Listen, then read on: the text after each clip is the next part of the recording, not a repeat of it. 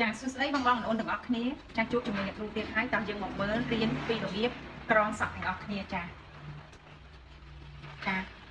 ក្រងសក់នេះអ្នកគ្រូក្រងបែបព័ទ្ធជុំវិញក្បាលសងខាងចាហើយផ្នែកខាងក្រោយចាប់ម៉ូតចាសម្រាប់ម៉ូតនេះដែរអ្នកគ្រូអត់កឹបទេហើយក៏អត់គៀបដែរអ្នកគ្រូយកបែបសក់រាងសពងបែបនេះចា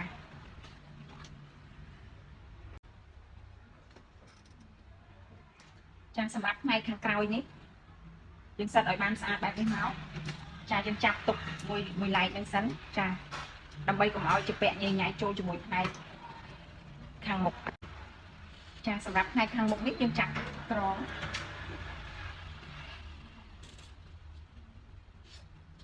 ចាសម្រាប់ផ្នែកខាងមុខនេះបើបងប្អូនចង់ក្រងដោយថាមកផ្នែកឲ្យរឿងដឺមីយើងបកបច្ឆិតចេះបន្តិចយើងចាប់មកចាបើចង់ឲ្យផ្នែកគូកណ្ដាលយើងជោគឲ្យចំផ្នែកកណ្ដាលអញ្ចឹងមកចា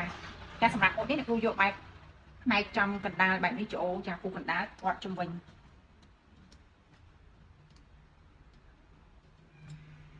ចាអញ្ចឹងយើងធ្វើការចែកសក់ចាសក់ផ្នែកខាងមុខនេះក្រង3យើងចែកសក់ជា3ដុំមក3ចំណិតមកចារបៀបក្រងផ្នែកខាងមុខនេះ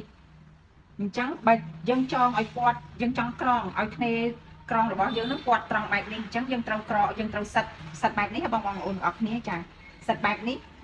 ចាប់ចំណិត3ចំណិតបើយើងចង់ក្រងសំយ៉េះតិចទៀតយើងទាញសក់យើងមកសំយ៉េះបែបនេះចា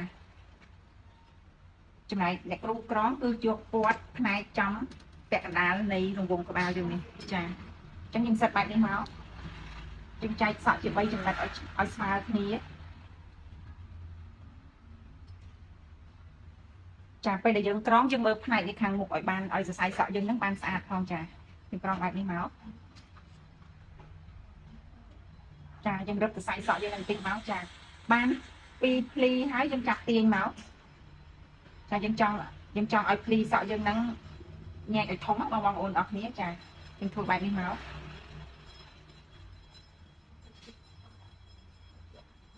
ចាសម្រាប់ម៉ូតសក់នេះដែរអ្នកគ្រូយកបែបញែកសងខាងភ្លីធំសងខាង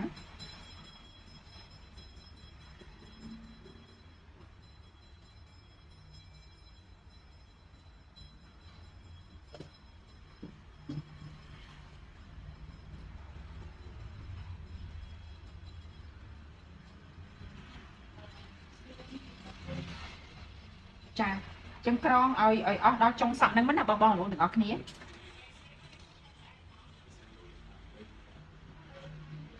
ចាយើងញែកភ្លីមក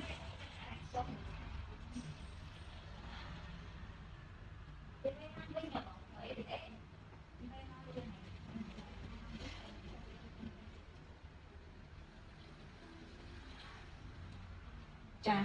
ចំណែកចុងសក់យើងនេះយើងកុំឲ្យចំពាក់គ្នាយើងសិតឲ្យសរសៃសក់យើងស្របតាមគ្នាមក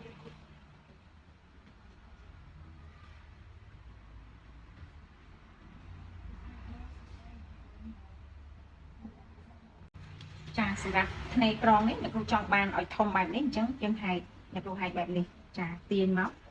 ទាញសងខាងចាហើយយើងចង់ផ្នែកចុងសក់យើងតិចមកចាយើងក្រងបានបែបនេះហើយយើងពាត់មកជុំវិញរង្វង់បាទយើងបែបនេះយើងបត់ចុងសក់យើងបែបនេះមកចាយើងបត់បែបនេះមកចាយើងធ្វើការខ្ទាស់ដង្កៀបមកចាដង្កៀបយើងខ្ទាស់បង្កប់ណាបងប្អូនទាំងអស់គ្នាចាយើងខ្ទាស់បែបនេះមកបើសិនជាយើងគិតថាខ្លាចមួយនឹងអត់ជាប់យើងខ្ទាស់មួយទៀត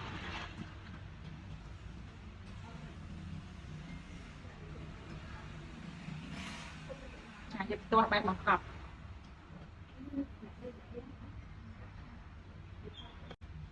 ចាឥឡូវសម្រាប់ផ្នែកក្រងផ្នែកខាងឆ្វេងនេះអ្នកគ្រូបានក្រងហើយទាញយកមកពាត់ផ្នែកខាងនេះហើយនេះយើងតែនេះបត់កន្ទុយបែបនេះចាអញ្ចឹងផ្នែកខាងស្ដាំនេះយើងក្រងបែបនេះដូចគ្នាចាប៉ុន្តែយកត្រេលអត់ត្រេលពីលើគ្នាទេគឺត្រេលស្របគ្នាបែបនេះចាគឺត្រេលស្របគ្នាបែបនេះចាតោះអញ្ចឹងតាមពីរបៀបក្រងជាមួយអ្នកគ្រូរៀនជាមួយអ្នកគ្រូចា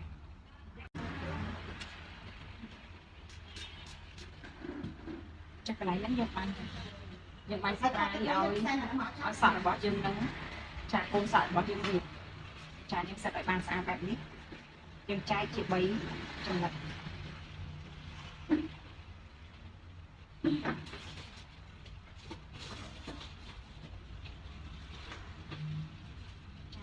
ចំណែកក្រងនេះគេហៅថាក្រង3បងប្អូនអរគ្នាចា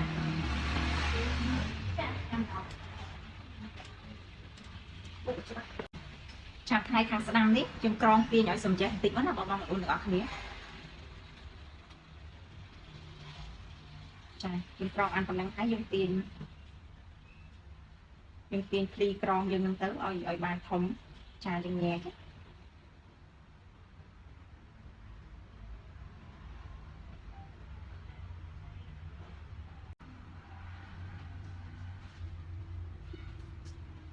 ចាភ្លីដែលយើងញែកហ្នឹងយើងមើលផ្នែកយើងក្រងផ្នែកទី1ផងចាយើងញែកឲ្យស្មើគ្នា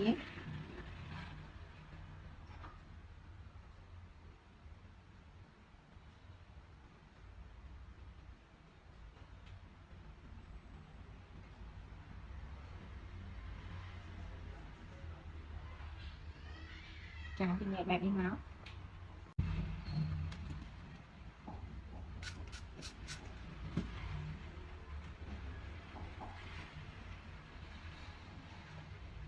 ចាដល់ផ្នែកនេះអ្នកគ្រូបានក្រងដែរហើយកន្លែងនេះយើងចងកស៊ូតិចមកហើយយកមកពាត់ជុំវិញចេះមកណាបងប្អូនទាំងអស់គ្នាចានេះយើងធ្វើបែបនេះមកចាផ្នែកនេះខាងនេះពេលដែលយើងទាញមកសក់យើងមិនពោះមកនេះមែនអត់បងប្អូនទាំងអស់គ្នាចាអញ្ចឹងយើងបត់បែបនេះមកនេះចាយើងបត់សក់យើងបែបនេះមកយើងសេរីឲ្យស្មើនឹងត្រង់នេះចាយើងសេរីត្រង់ហ្នឹងណាបងប្អូនទាំងអស់គ្នាចាយើងទាញឲ្យយើងរឹបបន្តិចមកចាហើយយើងយកដង្កៀបយើងគៀបបែបបង្កប់បងប្អូនទាំងអស់គ្នាចាយើងគៀបឲ្យជាប់បែបនេះមកចាហើយយើងទាស់ចំណុចកណ្ដាលមួយទៀត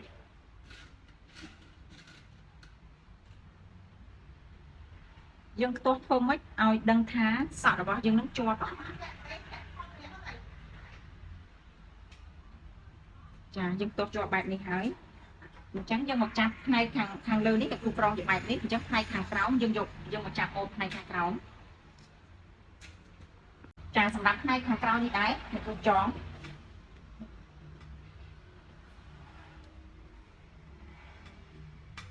ចាចងបែបនេះហើយយើងញែកផ្នែកកណ្ដាលនេះហើយយើងមើលឲ្យចំផ្នែកកណ្ដាលចាយើងញែកបែបនេះចាហើយយើងយកចុងសក់យើងហ្នឹងចាយើងទៅវិញចេះមកដើម្បីកុំឲ្យចាក់ពាក់ចាត្រឡប់ចូលបែបនេះចា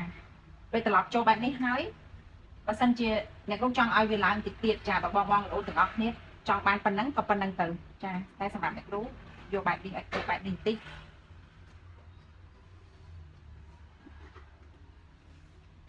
ចាពេលដែលចង់បានបែបនេះហើយអ្នកគ្រូចង់ឲ្យកន្លែងនេះនេះឲ្យវាបស៊ីគ្នាចាអញ្ចឹងយើងធ្វើការទាញកន្លែងហ្នឹងមក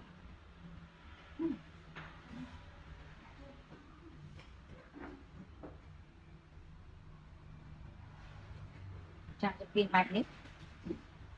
ចាប់ផ្នែកខាងក្រៅចាឥឡូវផ្នែកខាងលើនេះអ្នកគ្រូរៀបបានប៉ុណ្ណេះហើយផ្នែកខាងក្រោមនេះយើងធ្វើការក្រង3ដូចគ្នាអញ្ចឹងដែរបងប្អូនទាំងអស់គ្នាក្រងដូចផ្នែកខាងលើអញ្ចឹងដែរចាហើយសម្រាប់សក់បើសិនជាសក់គេតិចពេកសក់រលោងពេកបងប្អូនទាំងអស់គ្នាអាចកឹបទៅណាកឹបឬក៏រមូរហើយយើងសិតពលាតក៏បានដែរដើម្បីឲ្យសក់រាងសពងធំតិចមកបានភ្លីសក់របស់យើងហ្នឹងបានស្អាតល្អចាអញ្ចឹងយើងធ្វើការបែងចែកសក់ជា3មក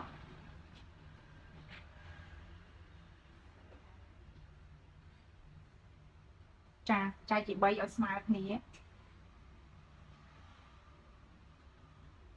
ចាយើងក្រងផ្នែកខាងហ្នឹងក្រងបាច់រឹបខ្លាំងពេកទេក្រងរៀងរលុងណាបងប្អូនទាំងអស់គ្នាចាផ្នែកខាងក្រៅនេះយើងចាប់3ចំណុចបែបនេះបងប្អូនទាំងអស់គ្នាចាហើយយើងធ្វើការចាប់ក្រងមកចាយើងគុំ2ចំណុចនេះសិនចាយកផ្នែកគៀនណាបងប្អូនទាំងអស់គ្នាចាយើងចាប់គៀនផ្នែកគៀនផ្នែកកណ្ដាលយើងតម្លាក់មកក្រោមសិនចាយើងចាប់បែបនេះចាយើងនឹងទាយសក់យើងនឹង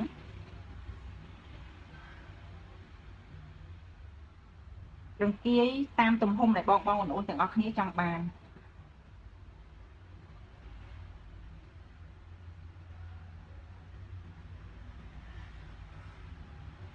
ចាឥឡូវយើងរង្គាយអ្នកគ្រូរង្គាយយកបែបប៉ុណ្នេះ ហើយយើងយកសក់ចំណិតសក់មួយចំណិតតូចមកចាយកផ្នែកពីយើងផ្នែកទី3ដែលយើងអត់ទាន់យកមកគុំចូលគ្នាហ្នឹងចាយើងយកមករុំបែបនេះចាយើងយកមករុំបែបនេះ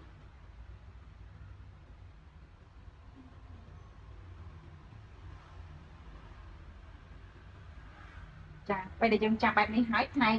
នេះខាងក្រោមមួយចំណិតទៀតចាយើងទាញយកមកចាធ្វើបែបនេះចារបៀបនិយាយទៅរបៀបក្រង3ហ្នឹងបងប្អូនទាំងអស់គ្នាគ្រាន់តែថាយើងក្រង3មែនប៉ុន្តែយើងចាប់ញែកឃ្លីចាញែកឃ្លីម្ដង2ចំណិតសិន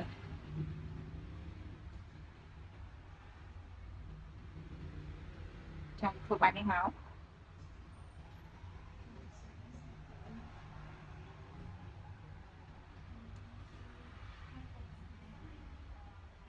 ចាយើងរៃទីសក់យើងនឹងឲ្យស្មើគ្នា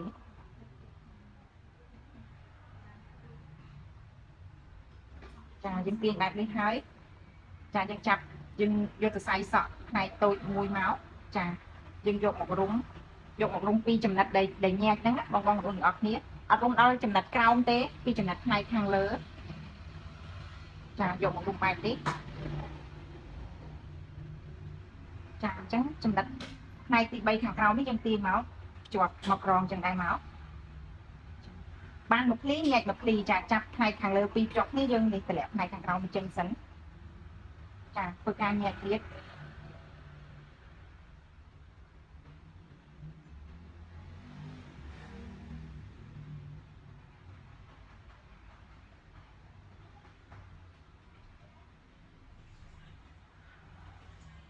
ចាពេលដែលយើងញែកហើយយើងធ្វើដូចគ្នាអញ្ចឹងរហូតដល់គ្រប់ចំណិតទាំងអស់ចាយើងចាប់សក់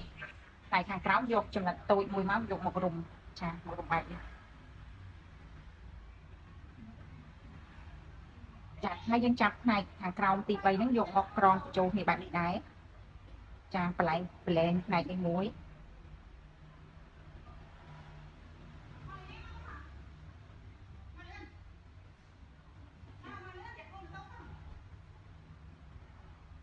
ចាយើងញែកបែបនេះធ្វើបែបនេះរហូតមកដល់ចុងសក់យើងនេះហើយចាំយើងចងកស៊ូណាបងប្អូនទាំងអស់គ្នាចាសម្រាប់ពេលដែលយើងបានក្រងអញ្ចឹងហើយយើងពិនិត្យមើលបើថាភ្លីយើងអត់ទាន់បានស្អាតទេយើងអាចសេរីបានទៀតដែរបងប្អូនទាំងអស់គ្នាចាយើងចាប់ញែកឈាមទៀតមក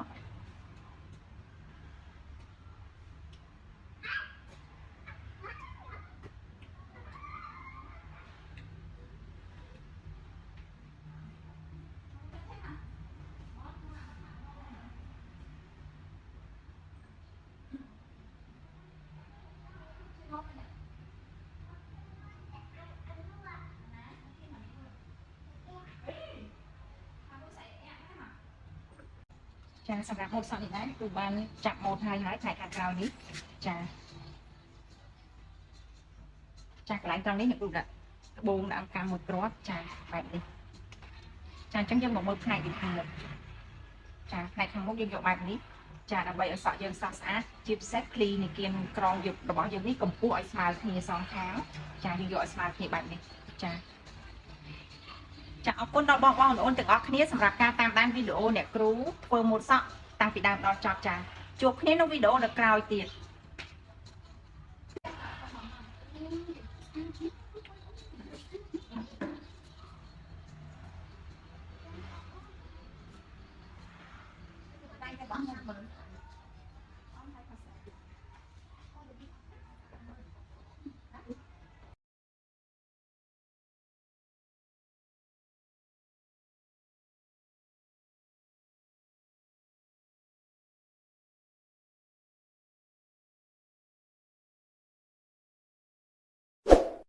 សូមចុច Subscribe និងចុចសញ្ញារូបកណ្ដឹងដើម្បីទទួលបានវីដេអូថ្មីពី TV Salon ជារៀងរាល់ថ្ងៃ។